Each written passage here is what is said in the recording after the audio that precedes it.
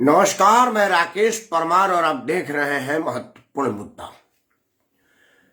मित्रों, महत्वपूर्ण मुद्दे में आज सबसे महत्वपूर्ण विषय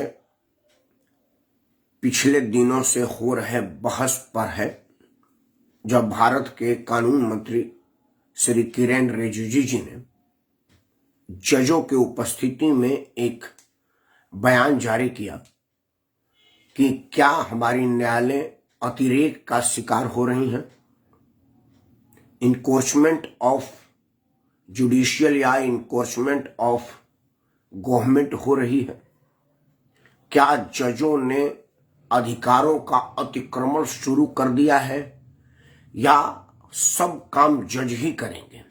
इस पर बहस होने लगी है, टीवी चैनल पर लेकर के सोशल मीडिया, ट्विटर, मतलब हर प्लेटफॉर्म पर यह बहस जोरों पर है।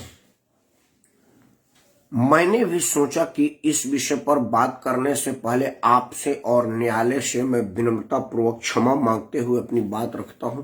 ना तो मेरा उद्देश्य किसी के भावना को ठेस पहुंचाना है, ना ही किसी को कमतर या नीचा दिखाना है। चर्चा करने के पहले मैं एक बात को पुनः आपके सामने स्पष्ट कर देना चाहता हूं कि भारत के न्याय पद्धति में मेरा बड़ा अटूट विश्वास है।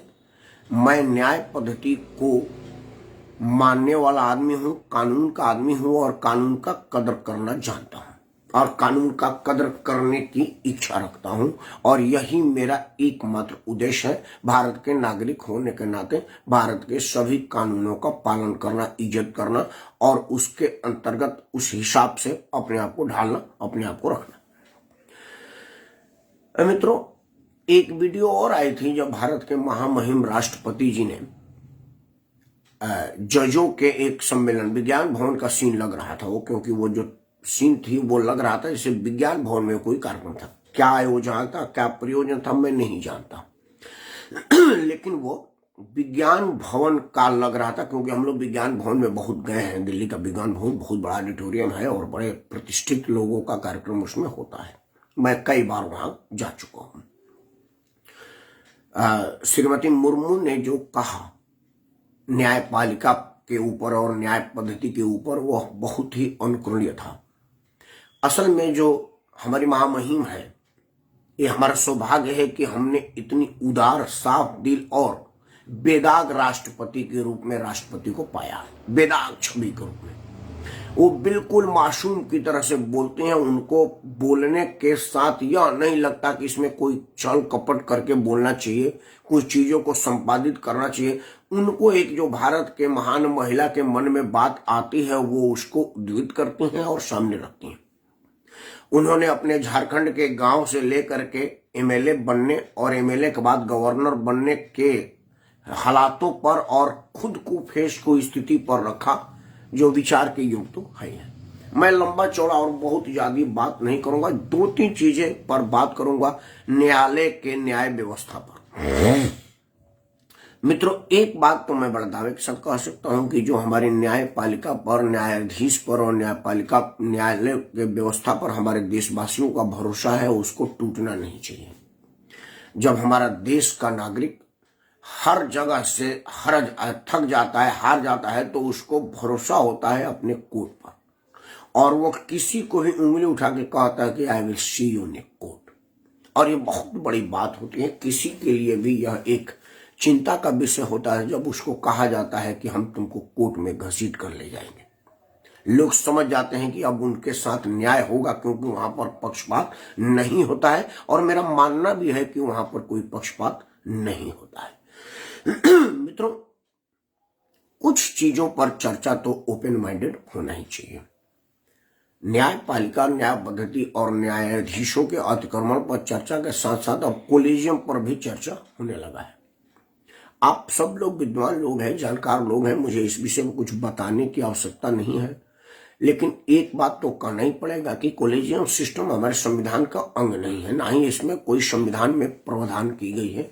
हमारे कानून बनाने वाले लोगों ने, हमारे संविधान लिखने वाले लोगों ने इस विषय पर कोई चीज नहीं लिखा है, मतलब उनको इस चीज की आवश्यकता नहीं थी। हमारा जब देश आजाद हुआ, हमने जब एक संविधान को अपनाया, उसके 40 साल बाद तक भी हमको किसी तरह की कॉलेजियम सिस्टम की आवश्यकता नहीं हुई।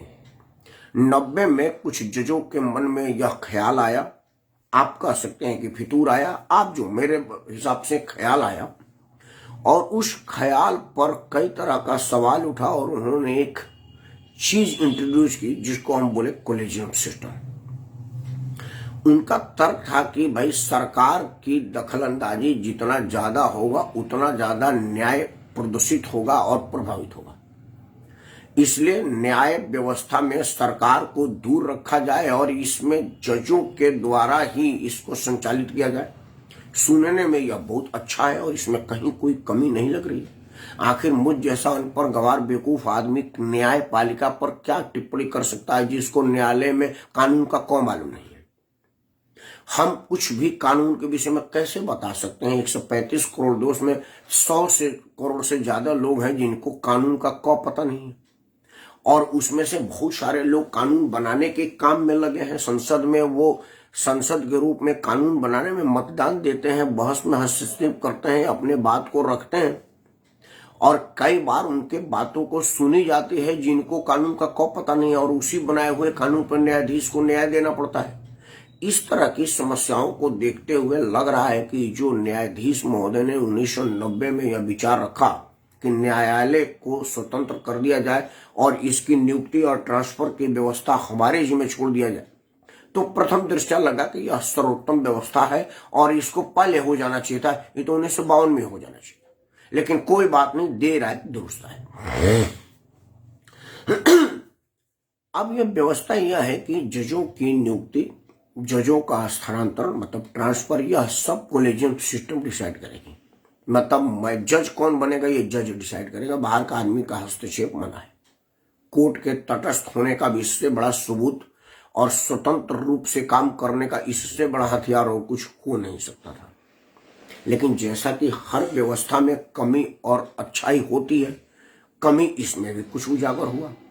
सबसे बड़ा कमी उजागर यह हुआ कि 1993 में जब पहली बार कॉलेजियम सिस्टम इस देश में इंट्रोड्यूस हुआ, उसके पहले बहुत कम ऐसे मौके आए जब सर्वोच्च न्यायालय और उच्च न्यायालय के उच्चतम न्यायाधीश लोग किसी उच्च न्यायाधीश के बेटा दामाद परिवार के सदस्य थे।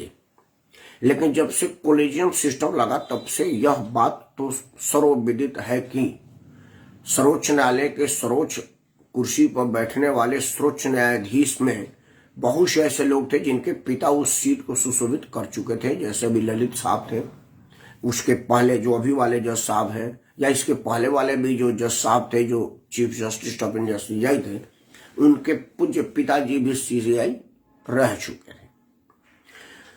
दो बातें इसमें खटकती है जिस पर आंसर आना जरूरी है, जवाबदेही तो बाद में कहूंगा, जवाब आना जरूरी है। मित्रों, इस देश में चीफ जस्टिस का बेटा चीफ जस्टिस बन सकता है, बन रहा है, बनेगा।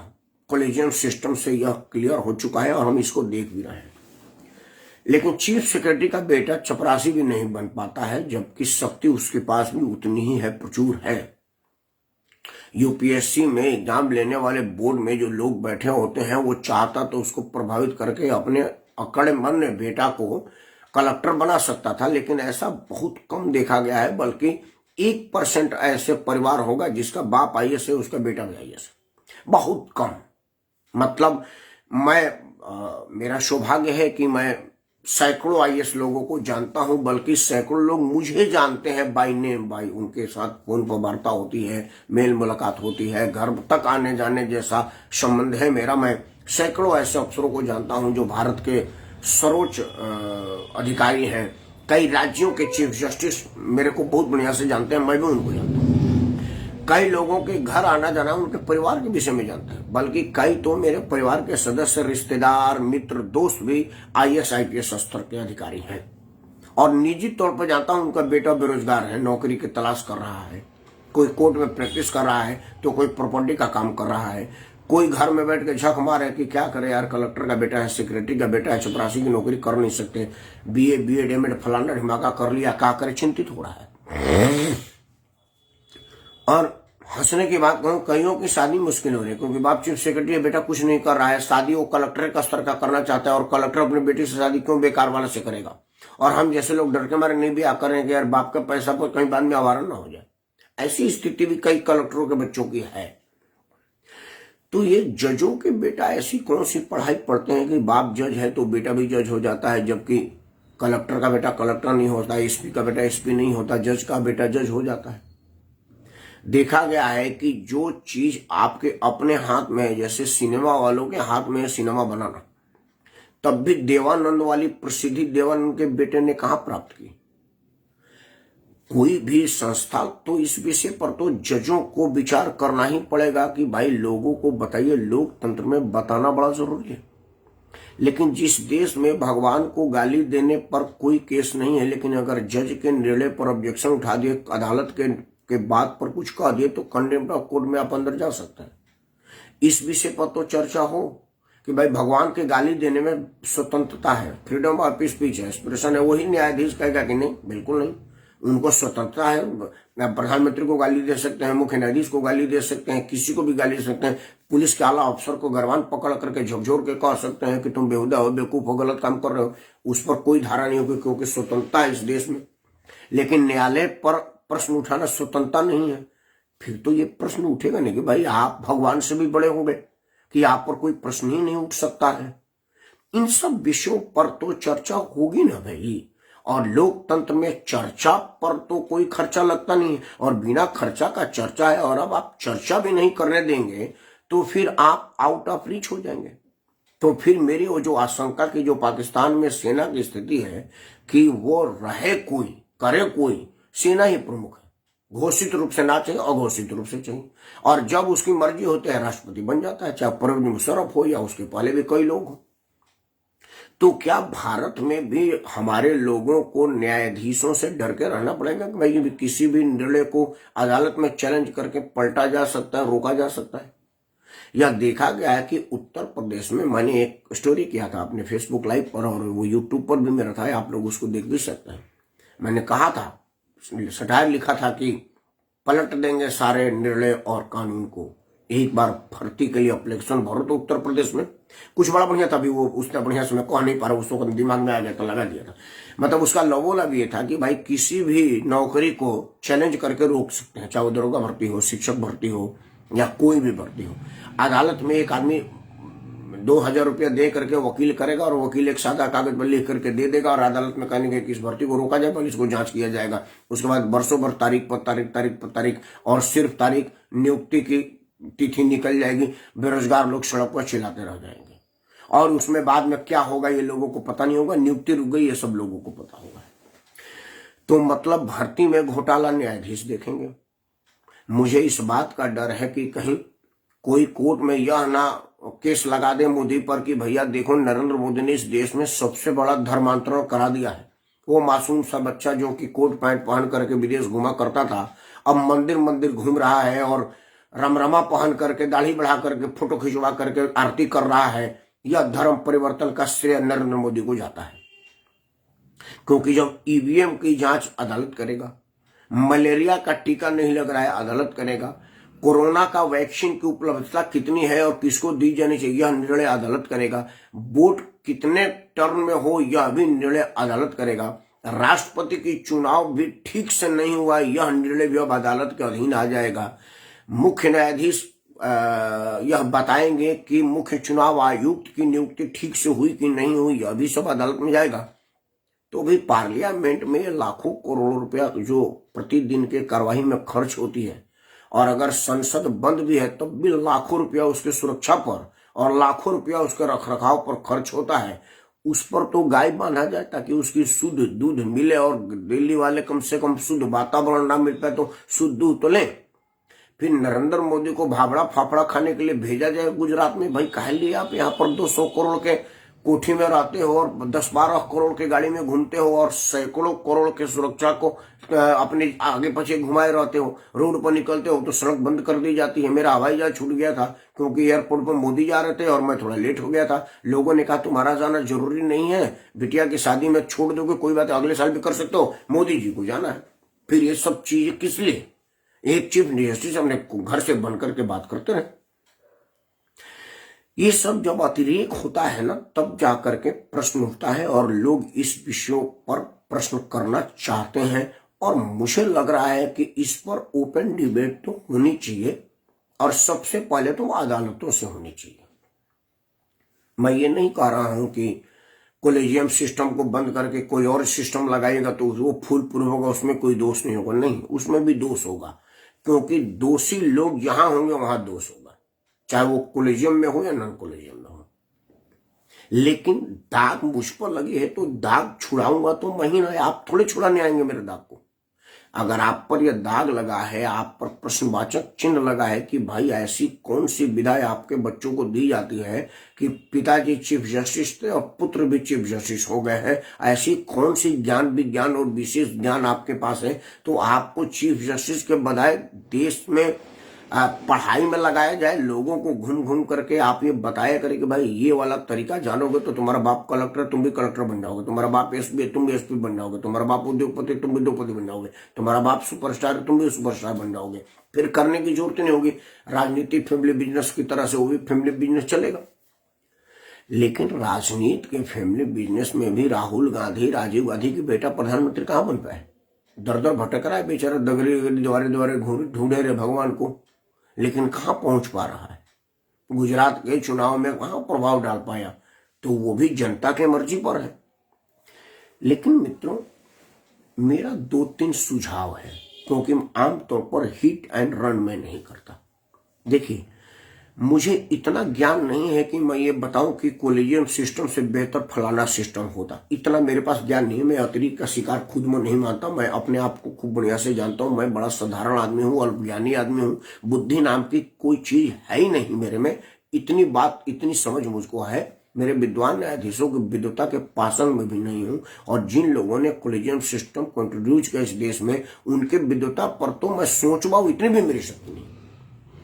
लेकिन जितनी मेरी समझ है वो बात रखूंगा। अगर हो सकता है हमारे विद्वान न्यायाधीशों को या माने हमारे कर्णधारों को बात समझ में आ जाए।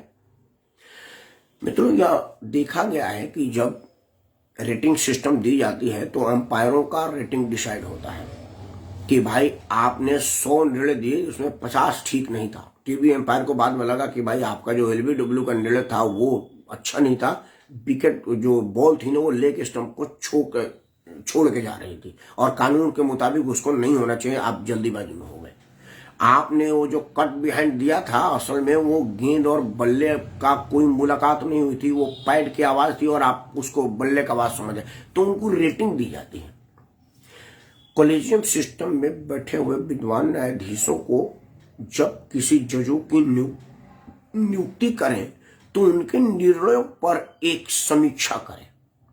वो स्वयं, उनके पास समय नहीं है तो कानूनविदों को बैठा ले, रजिस्ट्रारों को बैठाए कि भाई उनके कितने निर्णय पर रिव्यू पिटिशन आई, कितने निर्णयों को रिव्यू में सही पाया गया कि भाई जो पिटिशनर था जिसने ऑब्जेक्शन जाहिर किया वो ऑब्जेक्शन सही पाया गया और जज साहब का निर्णय गलत था, और कितने में निर्णय ऐसा था जिसमें निर्णय दूसरा हो सकता था या ठीक हो सकता था, या इस निर्णय में जरूर कोई पार्शलिटी हुई है या कुछ गलती हुई है या कुछ जल्दीबाजी हुई है। अगर इस तरह की फाइंडिंग पाई जाती है किसी न्यायाधीश के निर्णय पर, तो उसको कॉलेजियम के तहत जज बनाने की सिफारिश न किया जाए। वरिष्ठ वकीलों को, एडवोकेट ऑन रिकॉर्ड्स को जज बनाया जाता है तो एडवोकेट ऑन रिकॉर्ड्स के डिसीजनों को देखा जाए पहले कि भाई ये यही के लेकर जो पैसा लेकर के आतंकियों का केस लड़ा करता था, तो जब ये स्वयं जज बन जाएगा तो क्या फर्क, क्या पता कि उस आतंकवादियों का कॉन्टेक्ट इससे खत्म हो चुका होगा। तो ऐसे लोगों को जज ना बनाया जाए। वकील में भी बहुत सारे ऐसे वकील हैं जो झूठे मुकदमे नहीं लेते, कहते हैं कि मैं झूठा बात नहीं कहूंगा, तुमने मर्डर किया है, और कोर्ट में मैं नहीं कहूंगा कि ये मर्डर नहीं हादसा था। तो ऐसे लोगों को आगे बढ़ाया जाए, ऐसे लोगों को प्रोत्साहित किया जाए, और निर्णय की समीक्षा तो जरूर हो। और जहां पर सर्वोच्च न्यायालय के सर्वोच्च जस्टिस में से एक बोबड़े साहब इतना ज्यादा कंफ्यूज थे, दुखी थे, या सहमति नहीं व्यक्त कर पाए अपने कॉलेजियम के सदस्यों के निर्णय पर, कि उन्होंने अपने पूरे कार्यकाल में एक भी मतलब रिकमेंडेशन सरकार को नहीं दिया कि भाई इनमें जज बनाया जाए, क्योंकि उनका मानना था कि कॉलेजियम के जो सदस्य हैं उनका स्पष्ट, साफ और बढ़िया मंतव्य नहीं है जजों की नियुक्ति में। उन्होंने इसको गलत पाया था। जब आपका खुद का एक चीफ जस्टिस इस पर प्रश्न उठा लिया है, असमर्थता जाहिर कर दिया है, तब तो और जरूरी हो जाती है कि इसकी समीक्षा हो।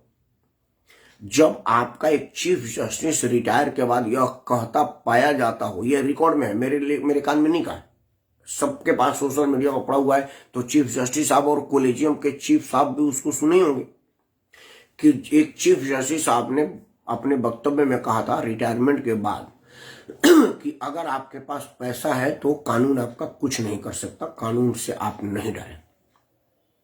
इससे बड़ा बात तो मुझे नहीं लग रहा कि कुछ और हमारे अदालतों के अविश्वास के लिए कोई चीज की जरूरत हो। और हमने देखा है सलमान खान वाला केस में कि भाई वो हिरण जो थी, काला हिरण जिसका शिकार का इनाम लगा था, वो स्वयं ने गोली मार ली थी, सलमान खान ने गोली मारा नहीं था। वो जो गाड़ी चढ़ी गई थी फुटपाथ पर, एक बड़ी औद्योगिक घराने का बेटा था, वो गाड़ी स्वयं चलते हुए रात में चल दी थी। जिस तरह से टार्जन फिल्म में वो कार रात में अपने आप चलने लगती है और जिस अजय देवगन चलाता है दिखता नहीं। इस तरह के कई निर्णय कोलेजियम वाले सिस्टमों से पाई गई है और इस पर विचार, पुनर्विचार तो होना ही चाहिए। और सबसे बड़ा बात की यह मैं विनम्रता से क्षमा चाहते हुए कहूंगा कि भारत के संस्कृति का सत्यानाश जितना न्यायालय के निर्णय से हुआ है, उस पर जरूर समीक्षा हो कि क्या मुगल ने कभी सत्य सनातन का इतना नाश नुकसान किया है जितना हमारे जजों ने किया है। सुनने में शर्म की बात है, लेकिन यह सत्य है कि कानून में अब यह प्रोविजन बन गया है कि भाई समलैंगिक संबंध अब पाप के श्रेणी में तो आपके मन में हो सकता है, अपराध के श्रेणी में नहीं है, क्योंकि इसको मुख्य न्यायाधीश chief justice of India CJI ने ओके कर दिया है कि कोई बात नहीं, समलैंगिक रिश्ता है आपकी अपने मर्जी का है, यह अब अपराध नहीं रहा। पाप तो रहेगा, क्योंकि भारतीयों की मानसिकता को कोई निर्णय कैसे बदल सकता है, लेकिन कानून में तो उसको छूट मिल गया। तब उस सड़क पर व्यभिचारी करें, कौन रोक सकता है। उससे भी बड़ा एक गलत, गंदा और सुनने में भी खराब लगता है, लेकिन कहना पड़ेगा।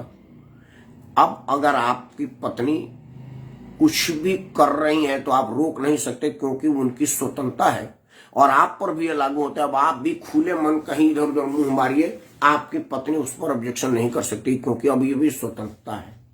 कितनी शर्म की बात है और कितनी लज्जा का बात है।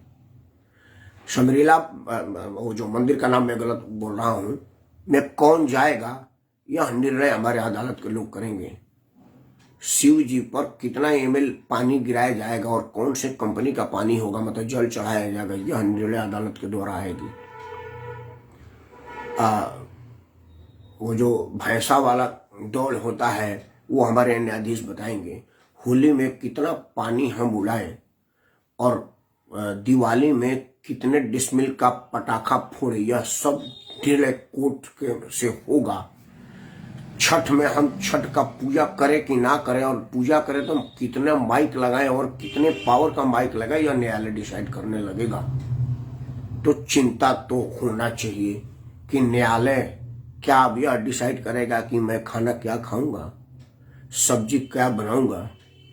कहीं ऐसा ना हो कि कोई निर्णय यह आ जाए कि राकेश परमार, ये बताओ कि तुमने जो अभी भोजन करके ये 10 बजे बकवास कर रहे हो, ये भोजन कौन बनाया। तो मैं सवाल बोलूंगा मेरी पत्नी, मैंने बोला अरेस्ट करो इसको, ये पत्नी पर अत्याचार कर रहा है। पत्नी कहाँ से खाना बनाओ के खुद खा रहा है, क्योंकि समानता का अधिकार मेरे वाइफ को है, वो मना कर सकती है और कई बार मना कर ही देती है, आज मन नहीं खिलाऊंगी, हम क्या कर लेते हैं।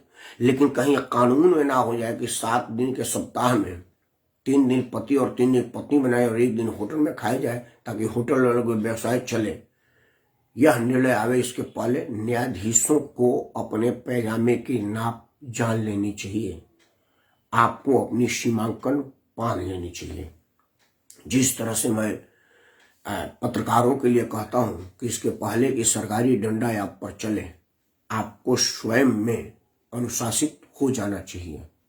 वही मैं हाथ जोड़ के विद्वान न्यायाधीशों से कहूंगा, मैं आपके ईमानदारी पर, तटस्थता पर, आपके विद्वता पर रत्ती भर भी प्रश्न नहीं उठा रहा हूं, लेस मात्र भी संदेह नहीं कर रहा हूं।